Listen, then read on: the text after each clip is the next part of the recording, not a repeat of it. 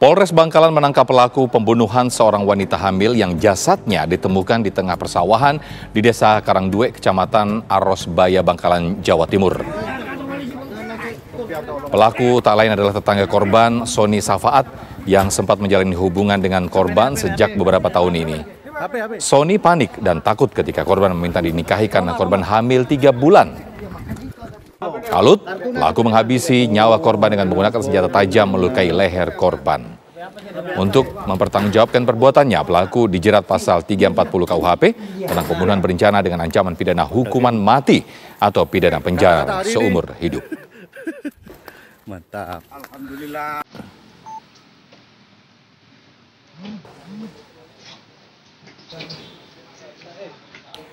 Ya, untuk mengetahui informasi terkini terkait kasus pembunuhan wanita hamil yang ditemukan di tengah persawahan, kita sudah terhubung dengan Kapolres Bangkalan AKBP Febri Isman Jaya. Selamat sore Pak Kapolres.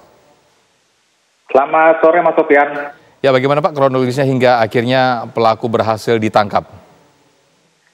Ya, perlu kami sampaikan Mas Sofian, jadi awalnya ini terjadi pada tanggal 29 Mei, kurang lebih sebelum salat subuh. Jadi korban ini ditemukan langsung oleh ibunya yang selesai melaksanakan sholat subuh. Dari informasi yang didapat, orang tua korban ini lalu melapor kepada warga. Nah, warga ini yang menyampaikan kepada pihak kepolisian bahwa terjadi peristiwa pembunuhan. Dan setelah dilakukan olah TKP, gabungan dari Polsek maupun Polres Bangkalan, sudah beberapa saksi kami melakukan pemeriksaan. Dan akhirnya pada tanggal 31 Mei, kami berhasil mengamankan TSK SS ini. Anehnya pada saat kami melakukan olah TKP di TKP, tersangka ini ada di TKP pada saat itu. Oh gitu. Iya. Dan pihak kepolisian dan warga yang saat itu melakukan olah TKP, yang ada hadir di saat itu, tidak menaruh curiga sama sekali begitu ya Pak? Iya, jadi pada saat acara pemakaman pun, tersangka ini sempat ditanya oleh orang tua korban bahwa ini pacarnya udah meninggal, seperti itu Mas. Jadi pada saat acara pengajian di rumah korban pun, tersangka ini datang, begitu Mas Sofian. Oke, berarti betul ya Pak ya, informasinya bahwa pelaku sempat hadir di acara tahlilan meninggalnya korban ini, betul ya Pak ya? Iya, betul Mas Sofian. Ini maksudnya apa Pak? Modus agar supaya tidak diketahui atau bagaimana Pak? Iya, dari keterangan dari tersangka sendiri, ya modus saja supaya mengalihkan supaya penyelidikan dari pihak kepolisian Mas Sofian. Ini mengapa akhirnya pelaku sampai tega membunuh korban ini Pak Kapolres? Jadi awalnya sebenarnya korban ini juga sudah mengancam tersangka.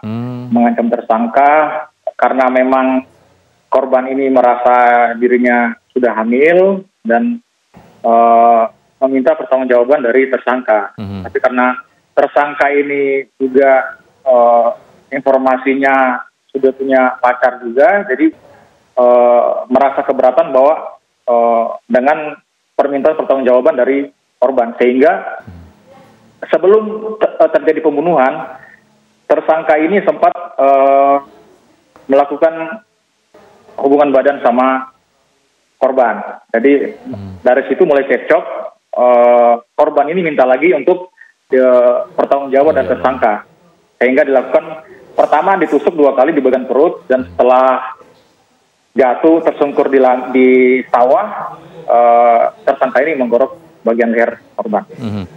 Menurut pengakuan tersangka, selain tersangka juga sudah memiliki kekasih begitu ya, dan sehingga akhirnya dia menolak untuk menuntut untuk mempertanggungjawabkan atau menikahi.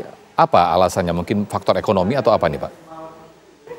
Kalau faktor ekonomi dari keterangan tersangka memang tidak ada, hanya sakit hati aja karena mungkin diminta pertanggungjawaban. Karena menurut korban ini sudah hamil, jadi diminta pertanggungjawaban. Seperti itu Mas Sofian. Ya, harusnya kalau sudah menghamili harus bertanggung jawab gitu ya Pak Kapolres ya?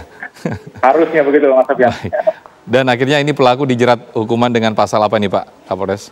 Pasal 340 Mas Sofian, dengan ancaman hukuman mati dan maksimal seumur hidup. Baik, semoga tidak terulang lagi kejadian seperti ini. Terima kasih, selamat sore Pak Kapolres. Terima kasih Mas Sofian, selamat sore. Ya.